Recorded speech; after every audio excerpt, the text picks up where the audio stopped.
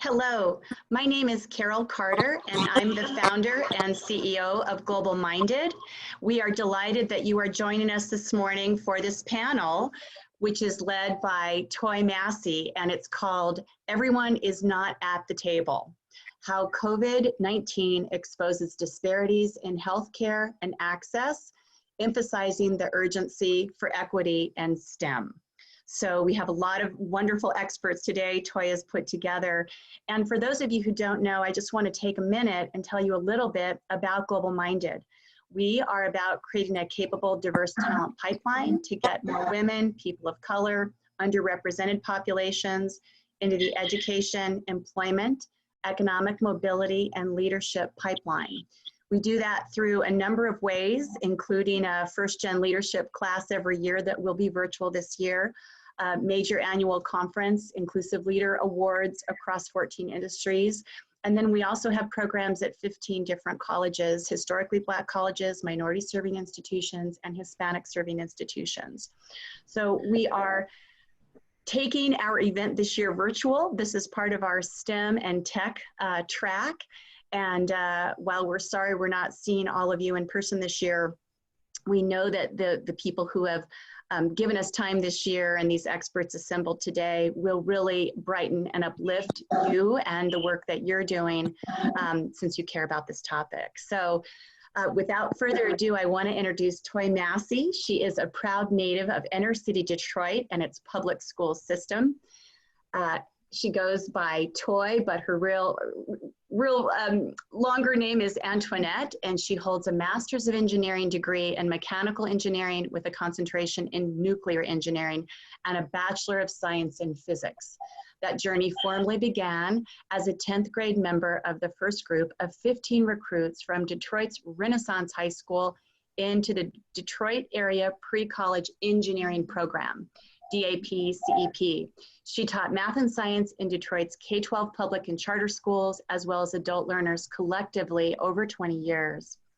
The continuous disproportion of women and students of color in the STEM disciplines set her on a mission to embrace the uninitiated, and she founded the JEKL Foundation for STEAM education, incorporating art and design as the collaborative thread across the science, technology, engineering, and mathematics disciplines.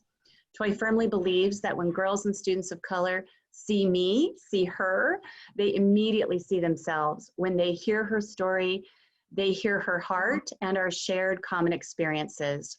She does an amazing job of connecting with so many people around the possibility of their pursuit of and success within the STEM professions. So she is our panel leader today, and we're delighted to have her lead us in this. Toi, welcome, and welcome to all your panel members. Oh, good morning. Thank you for having me. As I was listening to you highlight that, which is probably the most important part of my journey, I think it is significant to mention that as I hail from both the aerospace and the nuclear industries in senior leadership in those spaces, the reason JEKL was even founded was because I could not bring enough of the women and people of color into those fields to make this ground level and the playing field equitable. And so with that being said, those that I'm going to introduce to you today are driven by very much a like passion. Today we have on our panel, I'm gonna start with Dr. Calvin Mackie. He's an award-winning mentor, inventor, author, former engineering professor, internationally known, renowned speaker, and successful entrepreneur. Dr. Mackie is the founder of STEMnola, a nonprofit organization founded to expose, inspire, and engage communities about the opportunities in STEM. He has reached over 40,000 students, young people in that endeavor. STEMnola is absolutely an amazing organization, and I've had the partnership opportunities provided to me by Dr. Mackie. Mackie graduated from Morehouse College. He earned a BS in math in 1990, and simultaneously he was awarded a Bachelor of Science in Mechanical Engineering from Georgia Tech, where he subsequently earned his Master's and PhD in Mechanical Engineering. He served on the engineering faculty at Tulane University for 12 years.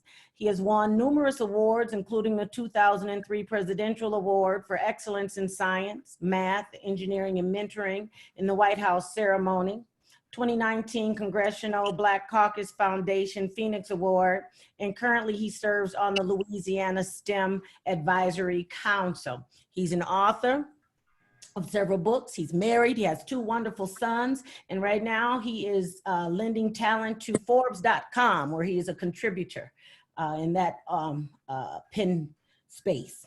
Next, we have Dr. Jandel Allen Davis.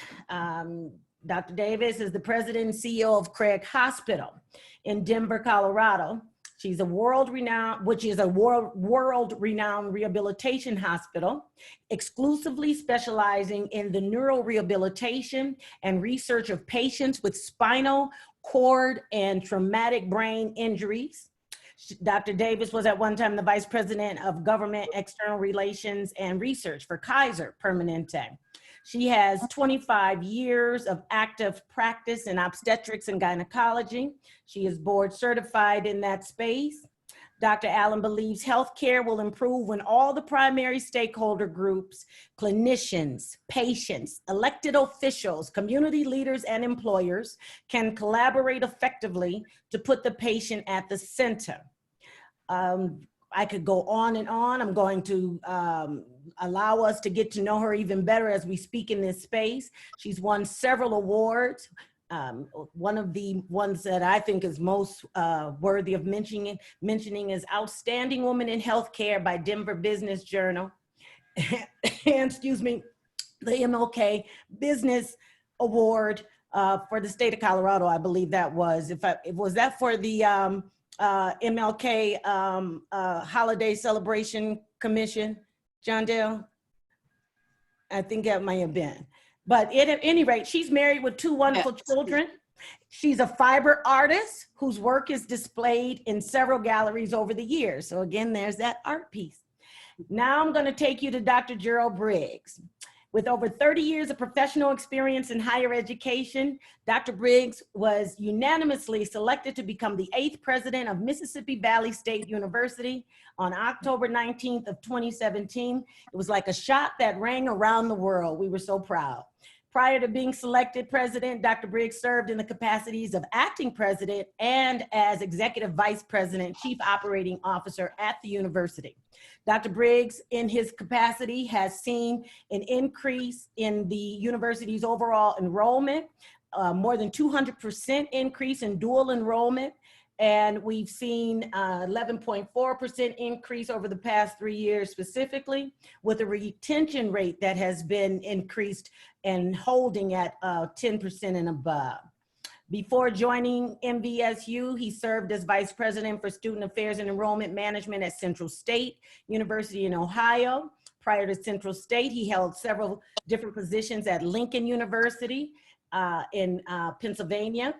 And he is, let's see, the thing I think you should really know, and this is where our hearts first connected, is he earned his first degree at Xavier University of Louisiana in New Orleans there.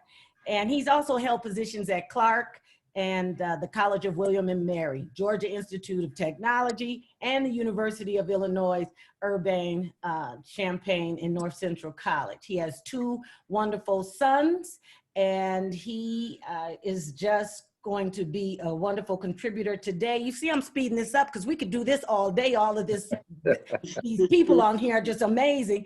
Dr. Riddle-Jones, okay, LaTonya Jones, she's the assistant professor of internal medicine and pediatrics at Wayne State University School of Medicine, and the medical director for Corktown Health Center. This appointment she describes as the culmination of everything she has worked to achieve, describing Corktown Health Center as an ideal healthcare center where everyone is served equally. She knew early on that she was going to move into the healthcare system as a result of a incident that found her brother having to be airlifted from her hometown of Inkster, Michigan, a suburb of Detroit, and airlifted 30 minutes away in order for him to be cared for. And in that space, she was able to see that many of the healthcare staff, the medical students, the residents, physicians, nobody was looking like her. And so when it happens in those spaces, we just say, we're gonna make a change. Her primary clinical and research interests are in healthcare disparities and health literacy in education. She has completed, let's see, what else do I want to tell you? Because we're going to talk about some of this when we get here. She's a proud wife and mother of 2 fabulous young children. She loves seeing patients in the clinic, and her goal is to keep patients out of the hospital by staying on top of their preventative health needs. She will graduate from Harvard University with a master's in public health and epidemiology on May 28th this year. And that makes her and Dr. Briggs a bit of alumni partners, because he completed a Harvard University Institute of Educational Management program. So with that said, let's get down to why we are here today. I applaud all of you. I'm glad you're here. I'm so happy we're doing this. And one of the first things we want to talk about is we say, you know, everyone is not at the table. In this COVID space, this novel coronavirus has really maybe brought to life for some others what our community has always known, is that we tend to have gross disparities in some of our disease states, things that are more common to us, and usually it's aligned with some very specific indicators, you know, as a result of inequities in other areas, social indicators, educational indicators, you know, and so we tend to suffer in these places. Our access to healthcare, our access to education in pursuit of healthcare, what is the best? How do we get it? Where is this made available to us? Seems to continuously find us in a swirl and a gap that unless we close it, it will not be just a higher percentage of deaths due to things like this coronavirus, but it will be some of the other things that pandemics that we know are probably headed our way over the next so many years.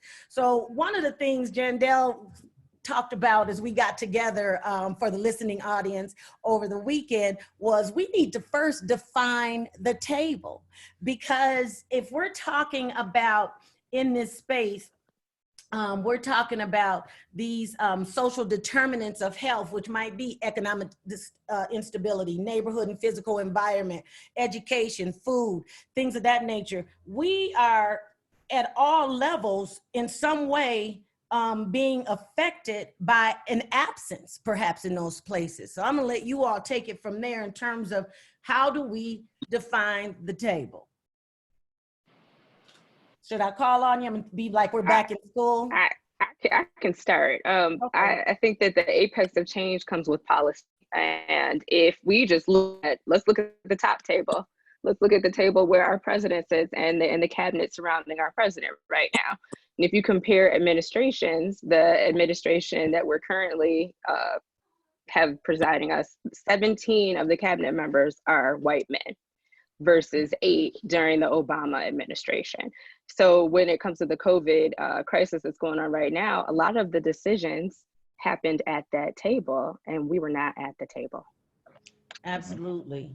I would, I posed the question on, I guess it was Sunday when we were talking, because the fact is that I don't think there's a table that we should not be at, if that Absolutely. makes any sense, whether they're political, whether they're corporate boardrooms or nonprofit boardrooms, certainly in healthcare. The interesting thing is that 76, I think is the number of folks who work in healthcare are women. And yet there is absolutely a glass ceiling that a lot of people don't. It's not just women who hit that glass ceiling, but certainly people of color, people with disabilities, et cetera, hit that as well when we think about what the C-suite looks like. So I think that certainly that's another table. I think when I think about education, and I'd love to hear from Dr. Briggs, so I won't name all the tables, but I was thinking about it. There's this thing that happens where the tables that for sure we're at are ones where the DE and I words come up, but it is equally, and I actually am going to be so bold as to say even more important that we're at tables that aren't about DE and I, and there are kids and there are folks who need to be exposed to folks who look like us and who have disabilities and who are women, because there still is a power imbalance in this country and on this globe, and that the more exposure they have to folk like us who are, I hope, contributing, in fact I know, contributing in incredibly positive ways, it begins to change their paradigms as well. So I think there's not a table we don't belong at. And one of the things go ahead, Jerryl. No, I was just going to add, absolutely, I agree with everything that's been said, and defining that table also speaks to not only voices being heard, but faces being seen, and that's part of our challenge as we've looked at what's out in the media and everything that's being produced and the briefings and that sort of thing.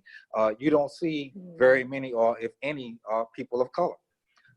And it is important that not only our voices be heard, but our faces be seen, and helping people to understand that we are part of the community. We need to be at the table. We need to be seen, and our voices need to be heard, and our faces need to be recognized. So that's another important thing that I think that's missing, that I haven't heard a lot about, and all the experts that's being produced and everything that's being said about what we need to do or don't do.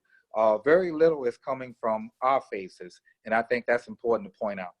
It's absolutely I think it's imperative. And here's the sad and the funny, and Calvin can weigh in on this. We're not missed. So you got 17 old white leadership and males around the table at the executive branch level, and they're not missing the women. They're not missing the faces of color. And like like Jandel is saying, well, you know, the only time we tend to get tapped on the shoulder is when someone wants to talk about diversity, you know, inclusion and equity. And it's so much broader. And as you all talk about the table and bring Calvin in, I want you all to think about the first time somebody saw you and you were everything except what you actually are. I remember the first day I showed up at the United States Nuclear Regulatory Commission. I was the third woman, African-American engineer, to be hired at that time in their then 40-year history, only number 3. And the day I showed up, even after a few days before defending an incredible dissertation, thesis, if you will, in nuclear medicine, the first question that was asked of me is if I were the new secretary. No one ever thought maybe she's the new engineer in this whole environment full of engineers. And I'll tell you what my answer was. It's pretty funny, but I'd like to hear from you all on that. And Calvin, if you would weigh in at this time. Well, hey, thank you all for having me. At STEM NOLA, we believe a high-functioning community is child-centered, adult-governed, elder-ruled. So we believe there's a place for everybody at whatever stage they are in their life. A lot of times when we have these discussions, people begin to talk about the table as it relates to where they are in their profession and where they need to go. So at STEM NOLA, any event that we have, how we approach STEM and as we approach everything, is that we make sure that everything is focused on the kids from cradle all the way to 12th grade. We surround those kids with college students and graduate students. We surround those college students and graduate students with STEM professionals. And we call that vertical mentoring. So the table is everywhere we are and wherever our children, you know, you think about it, we have these big events with hospitals, Jandel, where we go in and we have, let's say for a heart day or a lung day, and the hospital sponsor it, and we'll bring up to 200 kids to the hospital, to some place. The hospital will invite all of their STEM professionals out. They'll dissect a sheep heart for an hour and then build a mechanical heart. And the question I always ask the CEOs and presidents of hospitals is, when was the first time most kids get to meet a doctor? Most of the time is when they're sick in the hospital. And what we do is that we create these environments where kids, Dr. Briggs, get to see people like, get to hear people like them, but more importantly, get to engage with people like them. And the flip side of it is this, because our programming is multi-ethnic, multicultural, and cross socioeconomic regions. So therefore now kids from all different backgrounds get to see the toys and the Mackies in a way that they've never seen them before. So the table is everywhere we need to be. And the reason why I want to bring that up is that many of our kids never even get to see Black males in elementary school. When I was a professor at Tulane, I used to ask, how many of y'all have ever had a Black male scientist, a teacher as a scientist before? And many of my Black students who had gone to these private schools, they had never had a Black person and as a science teacher or instructor. So the table is everywhere. And we have to make sure, whether it's, Maynard Jackson used to say, the book, the ballot, and the buck, right? So we got to be doing this thing in financial, we got to be doing it in politics, and we got to be doing it in education, where healthcare and all that come into play.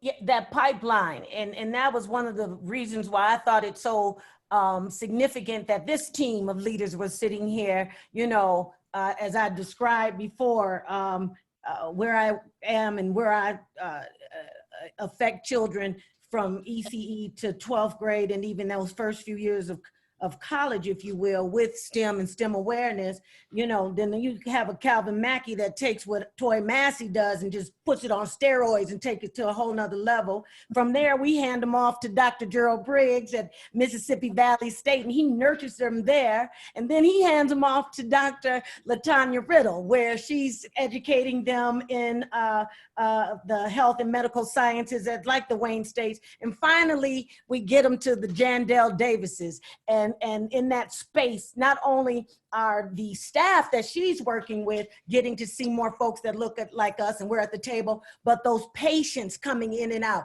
that billing staff, those HR people, and they get to recognize that, when you think about a scientist or a physician, that's JEKL's whole mission, change the face of technology forever. When you see me, and trust me, everything that we do in the corporate space depends on our secretary and administrative staff. They play an incredible role. But when you see me, why don't you think of me as the engineer? Why don't you think I'm the nuclear engineer coming in place? Why don't you see me as the CEO of the Craig Hospital? Why don't you see me as, engineer, PhD who has reached over 40,000 kids? Why can't you see, when you see me, ball cap and all, as Jerryl was sitting yesterday, Sunday with his on, and say he's probably the president of a major university? Our voices have to be heard, and therefore our presence must be, we must be there. How do we maintain, and who chooses who gets to go? That's what I want to hear you all talk about next. Who chooses who's at the table? If we're not at the table, who chooses? Well, that's why sponsorship is so important. And I will tell you, some of my biggest sponsors have not been African-American or Black identified people. They have not been those people, but I've been able to get others to see the talent that I have and recognize it. And they will tell you they want me or my medical students or residents to be their physicians. And it doesn't matter what my race is, what my gender identity is. And so you have to network, right? When you have the opportunity to network, you have to network and make your voice and your skills known. Well, I think there's another side to that, sponsorship, absolutely. Well, first of all, as I think about the generation ahead of me, there were far fewer, because I'm that first generation of kids, late 60s and the 70s, who got to benefit from the modern civil rights and I dare say women's rights movement. So there weren't as many folks of color. That's certainly, fast forward 30, 40 years, 40, you see where we are now. There certainly are more of us. But one of the things that I think I've learned in terms of this is, and it is a harsh, but it's a harsh truth, and it's grounded in bias. It is absolutely grounded in bias. And yet bias it's part of the human condition. So I'm not here I'm being very values neutral about that. the next layer that gets layered onto that is the notion of politics and both implicit and explicit bias and institutional ways that sexism and racism, other isms get played into it. And what we have got to get real about, even though it is a tough one, is that you will not be seen unless you know the game. And that's the thing that, I mean, I think for young folks that they have to sort of really appreciate and get comfortable to the extent that you can. And I will tell you at the age I am, which I will, I'll keep my age here for the moment. That I will tell you that even at this age, I still struggle with the fact that we have got to be culturally versatile. And that cultural versatility means that you've got to have a little bit of a chameleon-like nature, from the perspective of that ability to step into a boardroom. They're absolutely going to say, and my first one was in med school back in 1983, handed a Foley bag in an operating room in Connecticut, where I was doing one of my surgery rotations as a third-year medical student, and being handed the Foley bag because they thought, which is the urine bag for those who don't know, from a patient, to empty it, because they didn't know that I was one of the medical students. They assumed I was there it's my turn to come in now and clean the room, or in hearing from a cardiovascular surgical resident who, same kind of thing, someone handed him a mop, this African-American man, to clean. So there is that is just the reality of it. There's no chips on these shoulders at all. You can't get through life that way, but you've got to know how to play the game, which means you've got to be able to show up. You got to read the room. You got to know the politics. You got to know how to show up, because you cannot change the dynamic unless you are, I hate to say it, invited in to change the dynamic. And that's the nature and the reality of power. Once there, because the minute I open my mouth and start talking, she maybe knows what she's talking about. Whichever room I'm in, whichever conversation I'm in. And we can be pissed off about that, or we can just recognize that's one of the vestiges of slavery and racism and sexism and all the other isms, and say it just is. And now once there, how do you change it? That's your opportunity to change it, and then serve as a sponsor. I agree with you wholeheartedly. There is no other way around it. You cannot be angry. Anger only kills the host. When that guy said that to me, with all that I thought I had achieved, my response could have been, how dare you? My response instead was to use a little humor. I said, well, actually, I'm not, but if you're getting coffee, I take mine with 2 creams and 2 sugars. That nice big office, and we can talk about your merit from here on out, because I'm ready to work for me. So that's where we go. What are you saying, Briggs? Well, I think it's also important that we have to speak to the fact that regardless of where we are and what our individual achievements are, at some point in our lives, we've been looked at differently or thought of differently just because of the way we look, as opposed to who we are and what we have to offer to our societies. That's why I always stress the importance of understanding and remembering our history. And remembering those individuals who sacrificed their lives for us to be able to sit and have these types of conversations, and build on that to say that we have to continue to stress the importance of us as contributors to this broader society, and insist when we talk about who makes the decision about who's at the table. Ultimately, we do, because if we don't, then guess what? We're not going to get invited. So I think it is important that we continue to stress the importance of the contributors that's got us to this point, and realize the importance that our work is nowhere near done.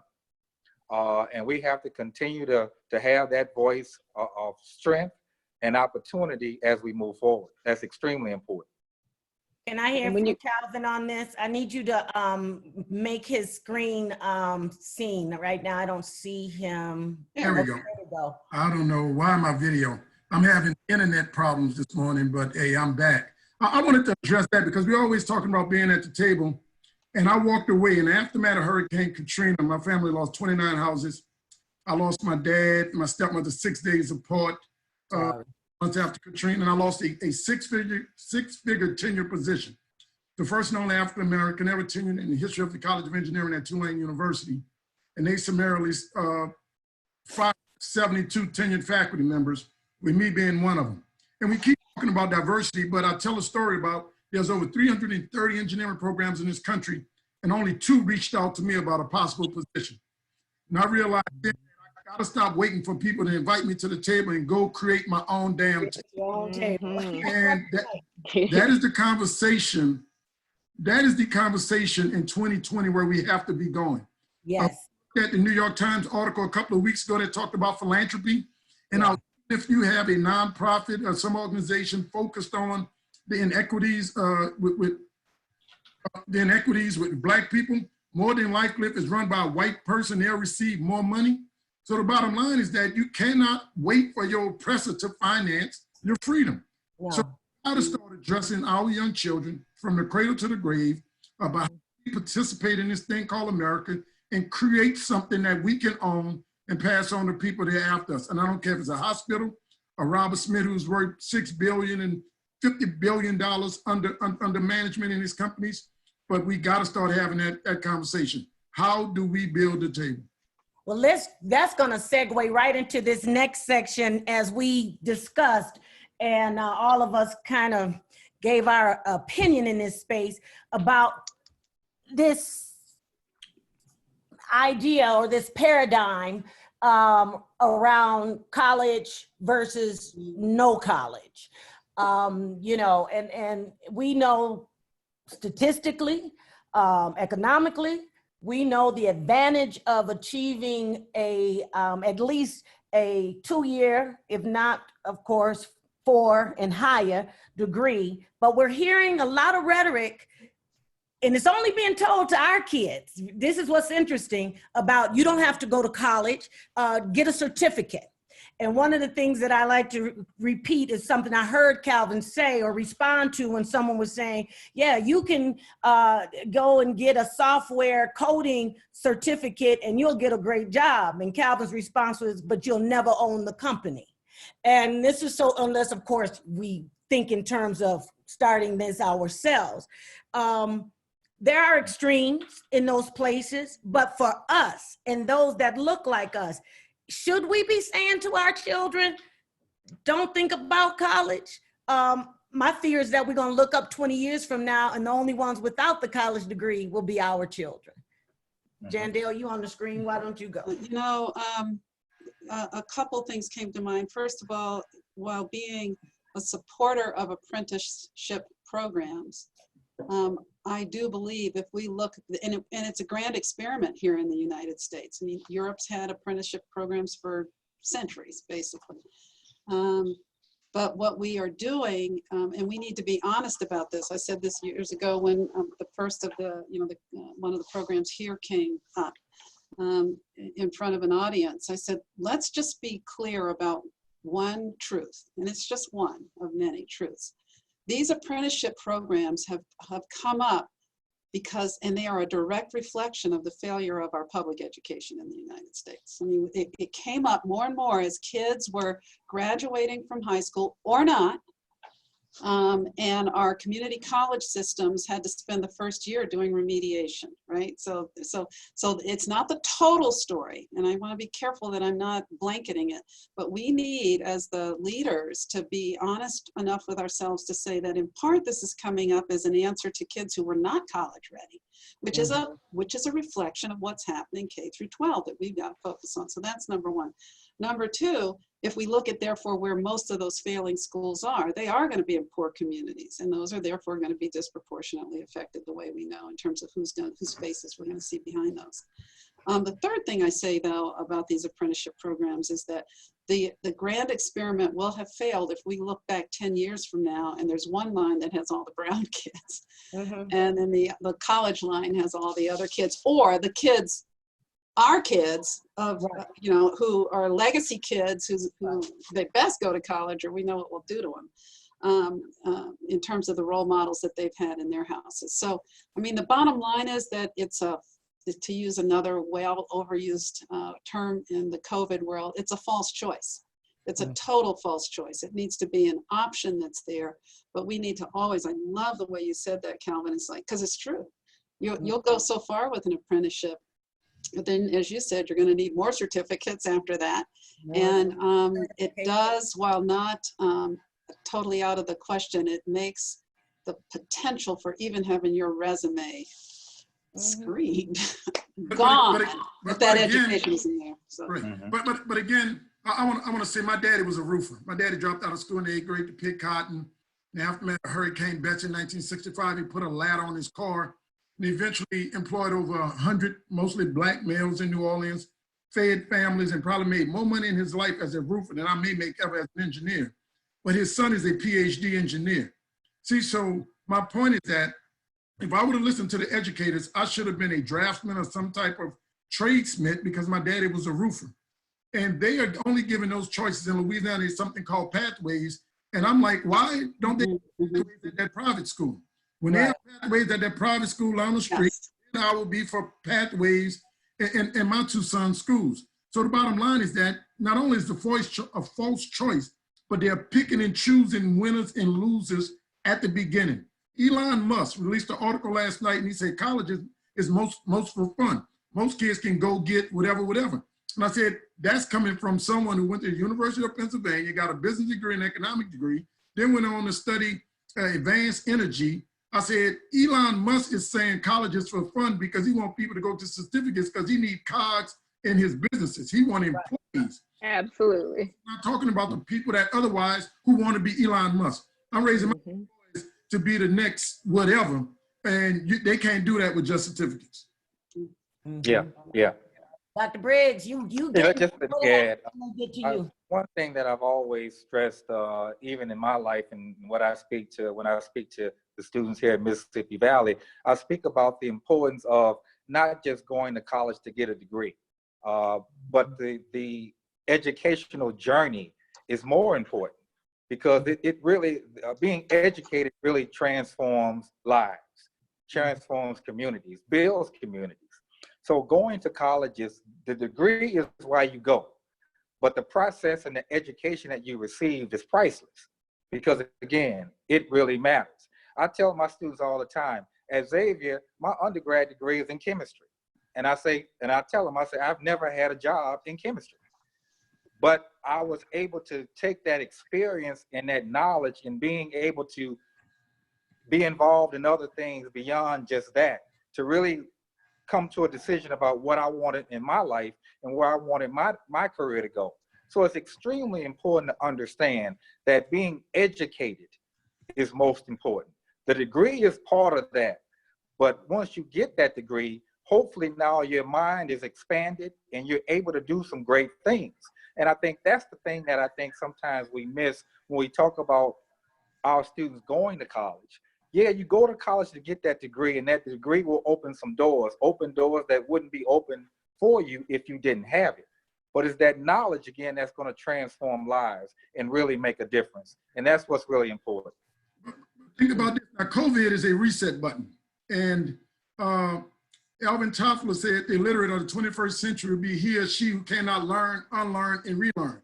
So I tell kids, I don't care what your undergraduate degree is in, because it's probably going to be obsolete by the time you walk on the college campus. The sole purpose of an undergraduate degree is to put our children in a position where they can teach themselves. I keep pushing all of my employees. I said, professional study. They think they've gone and gotten a degree, so I've hired them and they think they have enough to do their job. I said, no, your degree told me that now you're in a position where I can teach you. So if you don't want to learn, I got to get rid of you. And that is the COVID reset. 40 million people are out of work right now. And if they're at home licking their fingers and pity and woe is die, and they not re-upping on some skills or learning something to make themselves valuable or marketable, they're in trouble. I think that you hit on something. I remember when I was leaving corporate and making a decision to launch JEKL, and I called Calvin, another one of our shared friends, Dr. Arnell Cozy. She said, well, you got to meet Calvin Mackie. And the first question he said, I said, well, I need a mentor in this space. He said, well, can you be mentor? Mentorable? Something else. But he was very, you remember that conversation? Because he will tell you, because I'm not wasting my time. But I think that all of us are serving in this space to do just that. Serve as mentors, but then challenge our young people to answer that question. Can you be mentored in this space? I think that college degree says you had the discipline to achieve something, to stick with it. Level of effort was what was, forward leading, beyond whatever the major might have been, So I think that that's important. I want to get to, because we got some questions. People want to hear from you guys. But we talked about actionables. What do we do in this space? Because it's not enough to just we can do this all day. Sit around, offer these, tidbits of wisdom back and forth. But at the end of the day, we need strategies in this place, and I think that's critical. You got 3 engineers sitting here with Dr. LaTonya Riddle was an engineering major before going to medical school. And so we all think in that very strategic place. You got your chemist background here and your pre-med background. So we all think in models. And what does that look like? What is that strategy? Closing this gap. We can start real simple and just make sure that we do not put limitations on our children, and make sure that we don't allow others to put limitations on our children. I think that's the first thing. We talked about tables being wherever we are, and that is so true. If you hear someone putting a limitation on a child, you need to speak up and you need to say something. And so I will tell you, as a pediatrician, I use that clinic visit as a table. And so those kids get in there, the parents or guardians are on the side, and I start talking to those kids about, what do you want to do when you grow up? Well, how are we going to do that? Well, you need to learn how to read. Reading is just the key to open up those doors of education. And the parents will look at me and they say, thank you. And for some reason, they didn't feel empowered, or they didn't feel they had the resources and information to empower those children with that. And that's part of building confidence. So I know when I talk to the medical students, I will tell them that medical school is hard. There's going to be a lot of obstacles where your confidence will be shaken or potentially broken, but you cannot allow someone to take that from you. So just real simple, stop putting limitations on these kids and instill confidence. Let's start there. Eleanor Roosevelt said, no one can make you feel inferior without your consent. Exactly. And we really do need to let kids know. One of the things that I would add to this discussion of how we add structure to this is, we know, we call it the old boys club, right? The old boys club. I mean, what does that club look like from a mentoring and a sponsorship perspective for folks who have not necessarily had access to any of a number of tables? And one of the things we discussed, which was a real, it's why in part this is such a gift to even get a chance to participate, is my network just expanded. And in fact, the way you talk about it, Toy, well, we start here, then it comes, I take them, Calvin, is what's that relay? I mean, we've got to build the chain, the relay that says for, a place like Craig Hospital and a lot of other hospitals around this country. Or it could be, it doesn't have to be healthcare, it can be education, it can be anybody, it can be for sure academics, higher education, let alone, K through 12. How do we make sure that Jandel, who's now in a position where she can, and I would say of influence, and I think that's a really important word and very distinct from power. Not that I'm scared of it, power that is, but I think it's it changes the dynamic. Is how does she get access to the women and the kids of color who are coming out, who want careers and have sought to become physical therapists, occupational speech language pathologists, physical med, rehab, nursing, and want to do the kinds of things that we do here at a Craig. I don't have access to them here. And so how do you all start sending them my way? We can sit down and make that happen, because I've got all kinds of stuff that I'm thinking of right now. And be careful what you ask for, because Calvin will show up with 400 kids. And Doors open. Not now. The doors aren't open now. No visitors in COVID. but, you know, and then to make that avenue available to those students coming out of MVSU, you know, so that they automatically know 6 weeks in the summer, 2 weeks in the summer, you know, you'll shadow here, or, you know, those pre-med students at Wayne State, you know, here's another opportunity in the avenue. And then those students who, because I've got one right now, who's asking me about mentoring support. He wants to go into physical therapy and spine injury therapy. And one of the things I talk to my young kids when they talk about, you know, as you all know, you go in, what do you want to be? I want to be a basketball player. And I have to shift that paradigm to, that's excellent, but do you understand that's pure physics? That is absolute pure physics, what you're doing. And I'd love for them to see in your space, Jandel, you know, what the body is absolutely capable of doing in that, you know, space, how to, you know, the response of the spine, the brain, and the connection to all of it there. So we definitely do have to build those out, and we can talk about that further. But yeah, it can't end here. Absolutely. We as professionals have to make ourselves accessible. If I make ourselves accessible, that doesn't mean that people are going to show up in our office and go, ooh, look at you. We have to go to where they are. They don't even know the route to get to your office or to get to your campus or whatever. One of the biggest challenges we have right now is that everything has become so insular. My biggest battle is with specialist colleges and universities and outreach. I said outreach means to outreach. I mean, colleges only focus on trying to get somebody to come in. So we find ourselves in a position of influence, whether it's running a hospital or whether it's running a university. We have to make sure that we are going back to the communities that we say we want to engage and empower people and or doing things in those communities such that people can see, touch, feel, and know that we exist. And I challenge executives. I was with a buddy last night, you know, and I say, man, I didn't call him useless, but at the end of the day, he said, well, we need to talk. Because I'm like, you being in this position has done nothing for what we're trying to do. You're making a lot of money. You look good. You look like you got a trainer. But in terms of trying to change the paradigm, the dynamics for our children in their future, right? I don't see it. Right. Yeah. Why Booker T. Washington said, I'm sorry, Dr. Briggs, we're separate as the fingers, as whole as the hand. Yeah.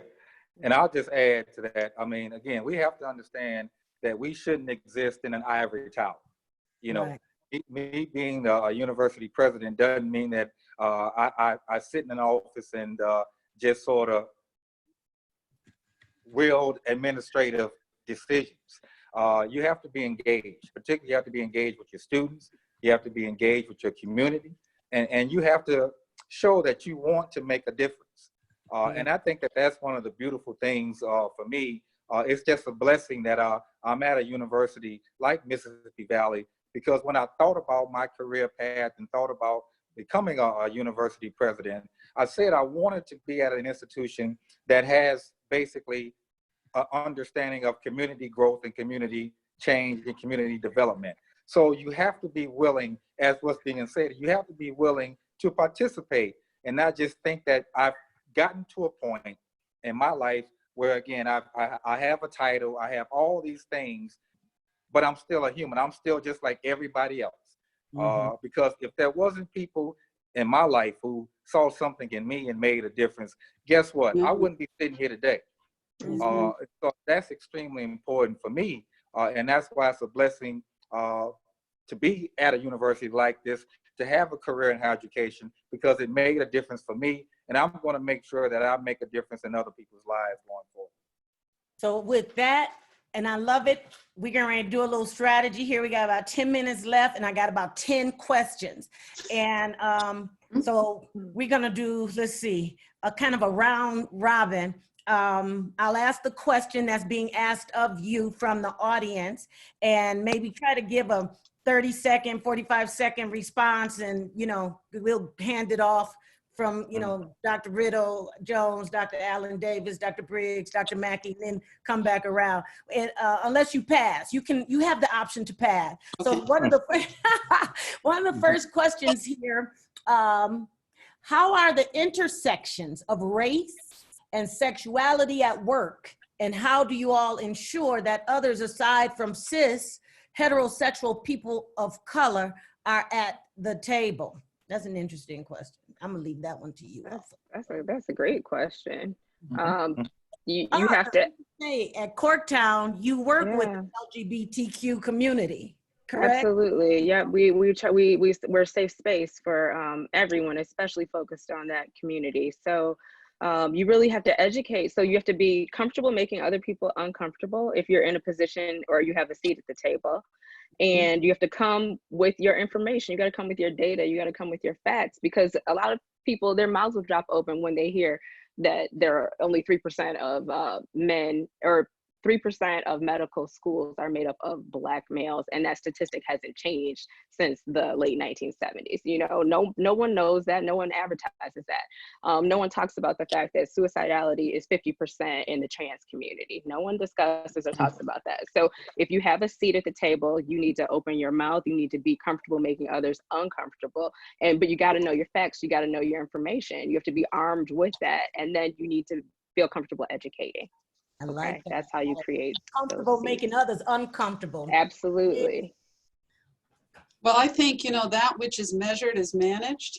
Yeah. And one of the things that we have to do, and I don't mean this in terms of checking boxes, but you've got to have the intentionality to say you're going to diversify a place and think about it through this you know, the intersectionality that was just talked about, but any one of a number of other folks who aren't present. One of the things that's beautiful, and I'll be brief, about being at Craig in terms of my own awakening, and I think that's a fair way to put it, is you walk around a Craig hospital with people with broken bodies and broken minds, which is what we have, and we bring such hope and healing. The resilience of humans is just breathtaking here. And you cease to see after a while. You just see people. And so until or unless you make sure that you're going to have the kind of intentionality that allows you to see an LGBTQ person as a person who has unique needs, or a disabled person, or an African-American, you name it, as a person, we're not going to get there. And so we've just got to be intentional about it. I've chosen to start with my board, which needed to get far more diverse than it was. And frankly, the workforce one is harder. It's where we need you all. Dr. Briggs. I'll just add, any form of discrimination is wrong, any form. And we have to understand the importance that we all have gifts to share. Regardless of our background, regardless of our experiences, we all have gifts to share. And so any discrimination is wrong, and we have to understand that and realize that, and say that if you do have discriminatory thoughts or whatever based on anything, that's wrong. And be open and understand that we all have something to give, and be accepting of that. I like that. Okay, I'm Dr. And you have to change policies. You have to change policies. Yeah. Yeah, but you know, but at the same time, you know, it's one thing. I'm all about being active, and I try to make my staff understand that we have one job here, and that is to serve our children. And to do that, I mean, we have to produce, and I allow everybody to bring their whole self to work. And anybody that's staying in somebody else's way of producing, that is a problem for that person. And that has to be very clear. Excellent. I have a question here. This actually may be for you, Dr. Briggs, but how do we keep our students from getting into debt trying to learn and obtain these degrees? Could you talk some more about what sponsorship looks like? Maybe define it a little better, and scholarships and grant availability. Most of the hesitancy to pursue higher education seems to be related to money.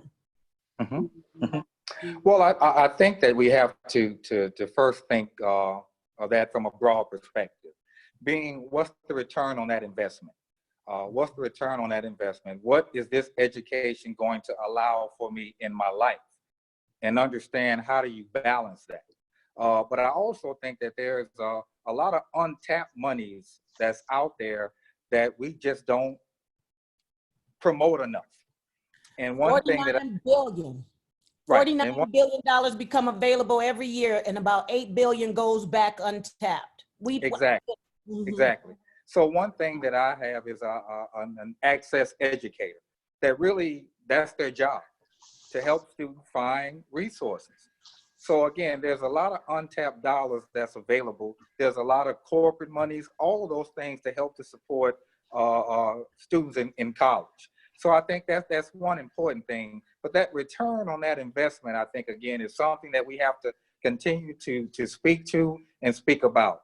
Is it worth getting into debt to get that degree? What is that degree going to do for you? Now, again, I went back to and I talked about education. That degree, hopefully, again, is just part of your education, and understanding when you're educated, then you can make some other broader decisions. So hopefully, you know, you can find a place where you can afford, like a Mississippi Valley State University, and really say, okay, that return on that investment is worth it. But at the same time, I've always tell students, don't borrow more than you need.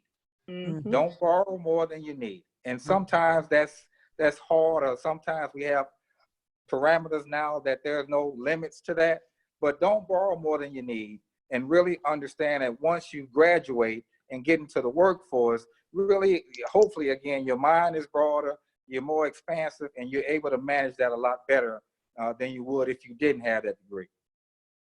Dr. Mackie, talk about the choice. If you're gonna go to college and you know you're gonna have to take out loans, then you probably should major in something that would afford you a salary to pay back those loans. Well, I have a 15 and 16-year-old, and I sent them an article this morning about the top 5 degrees that do a salary. I really believe a lot of things catch your eye, but very few things catch your heart. Pursue the things that catch your heart. So I'm not one to say everybody should go into engineering and STEM just to pay. I believe that if they have the passion for whatever they believe in and willing to work. The problem with most of our kids is that they just think I go to college and I can graduate with 5 Ds and I'm gonna be okay, without realizing that they're going out into a world that's very competitive. And I went to college with $200 in my pocket. I finished undergrad with $9,500 in the bank. I finished my PhD with $100,000 in liquid assets. Students never ask me how. They never ask me how. They keep talking about, you know, how to get loans. I'm like, you don't need loans if you're willing to put in the work and do the things. I'm not about debt and going into debt for education when there's so much money and pathways for people to get it if they're willing to, as they say. Everybody want to be a boss, and everybody talk about hustling until it's time for them to hustle. And then, well, how do I get the money? Well, you hustle. Mm-hmm. That you speak of, we could talk about this again, a whole nother conversation. JEKL does a program called From Backpacks to Briefcase, and one of our units involves, you know, just sitting down with students and creating profiles that allow them to identify those dollars that are available. We have more empty seats. Parents don't bring them in and sit with us to sit with them in order to make it happen. So we got to educate parents too on what this looks like, because there's money out there, but you got to go after it. It ain't coming after you, you know. One of the other questions relative to this was, what do members of the panel think about embedding certain certifications within degree programs? And does this add value and relevancy? Could it revitalize academia as well as be seen as cost-saving tool for students, especially minority students who may face the financial burden of student loans? Before I release that, I want the audience to hear me real clear. You take loans out for automobiles that depreciate from the time you drive off of the lot.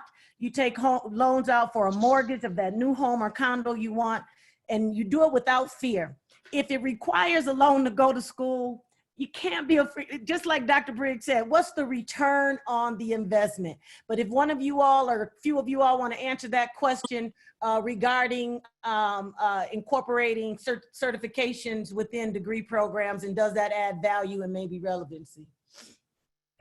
You know what, Toy, I'll start, and I hate to say this, but I have to host a meeting right at the top of the hour. So I would say, if it does not extend or prolong the time to get to your goal, do it. If it somehow or other enhances, do it. And I couldn't agree with you more. Don't be afraid to listen, we pay them back. It just takes time. You get them done. You just pay them back. Don't be afraid of it. And it is unlike a car or a home that depreciates in value. This one appreciates in value. I'd appreciate. And Jandel, thank you so much. And Toi, what I'd like to invite you all for, because there have been so many questions, this has been so engaging, is if you have some time, a couple of you do, or everyone except Jandel, we sometimes do something called Talk Back. And so we can just stay for a few more minutes because people are very, very engaged. This is a critical topic. And I just want to add on there on this topic of paying for things that often you can start at a community college, you can transfer to the four-year schools later. And that's another way that people can save a lot of money in doing some of these things. So I'm going to say goodbye. Thank you so much for the thanks opportunity so to much, participate. David. Best to all of you out there in cyberland All right. somewhere. Bye, you all. Thank you. Bye. So at this time, if you all have a few more minutes, we could answer the questions here. Another option is to kind of shoot the questions out to you via email, and perhaps they can be answered and put on the Global Minded webpage, if that's an option. But what does your time look like for the remaining three of you all? Do you have a couple of more minutes that we can do in this talkback space? I have Yes. a few more minutes. Yeah. Yeah, I have probably about 5-10 more minutes. Okay, well, here's one, I think, let's see. Okay, someone was asking about, I'll send that information as well. Someone was asking about websites that may have information on scholarships and things. Let's see. Okay, I'm so loving the comments. I'm trying to build my own table by mentoring students through a virtual success coach. Someone mentioned networking. Is there some guidance that you might be able to offer in how they might serve our young people in that space? I think LaTonya, you might have talked about the networking. Yeah, I did talk about networking. Just something that was mentioned earlier was making ourselves accessible, making sure others are invited. And so if you know someone who is a person who could be a great mentor to someone, invite them to an event or create an event. You can create a networking event, a college fair, things like that. So you have to be creative. But if you go to a talk or hear someone to speak, stay afterwards, go meet that speaker, have some business cards ready to go with your information, your contact information, and ask for business cards so you can collect that information. But you have to follow up. Don't just ask people for business cards and not follow up within a day or so with an email or a thank you. You have to close the loop, close the communication. And Toi, I'll add one other thing in there. Global Minded has a bold goal to connect 25 million first-gen students, first-gen grads, those who work with them and those who want to hire them, like an eHarmony for first-gen. And we're working with Dr. Michael Torrance at Motlow State College and a woman who's a Latina leader from MIT. And there's a panel on that actually this Friday, closing this week. So we realized, no one college, no one organization can have all those vast networks that these students need, and it has to really robust matching on a lot of different levels, not just for college, but during the career. Excellent. The person, Charlie, may I? Because the person said they're trying to create their own table. So for me, that kind of inferred that they're trying to create a business around this. And when you're trying to create a, you have to find the value proposition. We just talked about a lot of things that's missing. We talked about parents need to be educated. We talked about kids need to be motivated. You have to create a value proposition such that parents will pay you to solve these problems for them. So if you do it online, you want to think volume. So, I'm working on something right now where parents send me $4.95 a month. It throw $4.95 a month away, but I think I've created a value proposition such that if they get on the other side of this wall, it'll be worth $4.95 a month for them. Now, at 1,000 parents a month, that's $5,000. So you got to find a value proposition. Then you have to go find those parents that otherwise willing to invest in you willing to invest in their kids by investing in you to the value that you're bringing to them. That's excellent response.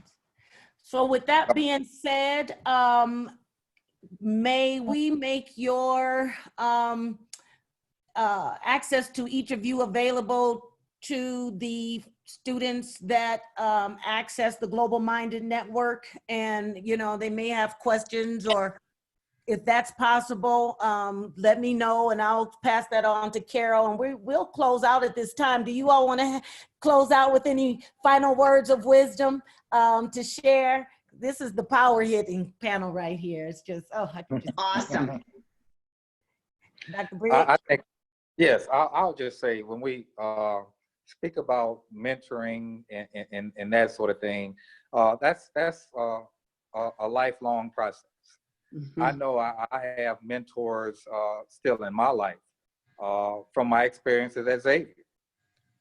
And so the importance of giving back is something that I think we all need to recognize is extremely important, particularly for us. And being willing to give and not seek something in return is really, I think, important as we're building our future. Our next generations are already here. There are leaders to come, and we have to empower them to make a difference, and to understand that my door is always open to help, to mentor, to guide, because again, there are individuals who did that for me. And so it is important that we grow our own and be a part of that growth every day. The seat at the table. Dr. Riddle? Absolutely. Two things. First is ask for help. Ask for help early. If a professor or someone's office hours, go use those office hours. They're giving you access. Take advantage of every opportunity when someone gives you access, okay? That's the first thing. And the second thing is setting goals. That's important, but you need to write your goals down and even take it a step further. Envision your goals or have a vision board so you can look to see what it is you're actually going after. And I guarantee you will have more success in attaining those goals if you do that. Excellent. Take us home, Calvin. Dr. Mackie. One word that we don't use with our students anymore is sacrifice.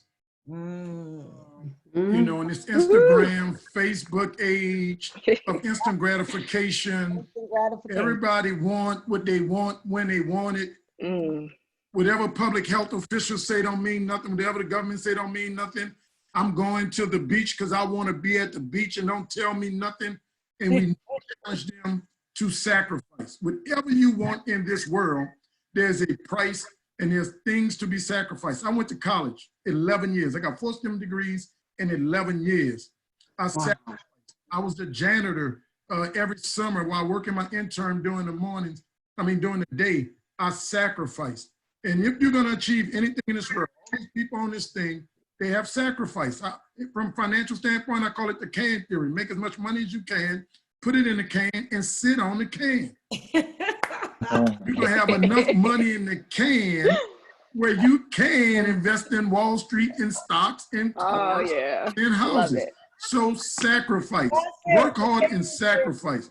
And let me end with this, Toy. If you work the next 4 years, like most people are not willing to work, I promise you, you get to spend the rest of your life like most people will never be able to live, because most people are not willing to work 1 year, let alone 4. Yeah. Work hard now, play hard later. Yes. Thank you so much Here. this morning. This is, I love you dearly. So, Carol, we'll let you close us completely. Yes. Thank you so much. First of all, just want to acknowledge each of you are the most incredible role models. And I think, we believe like students need role models and mentors and those internships and those job connections in that network. So thank you for being those role models today for our students. And we will be posting this on our YouTube channel so you can share it out widely with your own networks. And then we look forward to inviting all of you, hopefully in 2021 with a vaccine in early spring, to come to Denver and see Toy live and meet Celeste and our team. And our conference is 65% diverse people. So all the students walking around see all the role models. First gen people have stars on their name tags. They can see themselves even when they're sometimes at institutions where they don't see this. So Toi and I are going to put our heads together, and we're going to look at some cool things we can do with some NSF funding that we're going after. But just a real honor to work with all of you today, and always incredible to work with Toi. And thank you so much for being willing to work with us. We are believers in uncommon collaborators are the only way we're going to close the equity gap. So we all have to work with different people, not in our lanes, and that's how the magic of the big levers are going to really start to move at a time where we desperately need them to move as fast as possible. So thanks to all of you. Have an amazing week. We're doing STEM all week here, and you'll see that it's STEM field kind of homogenous. As I said to Toi, we got to really mix it up. It's our opportunity, and look forward to doing that with all of you. And thank you so much for your generous leadership today. Thank you. Great to see you all. Celeste, thanks so much. We'll see you all soon. Have a great week. Bye-bye. Bye-bye.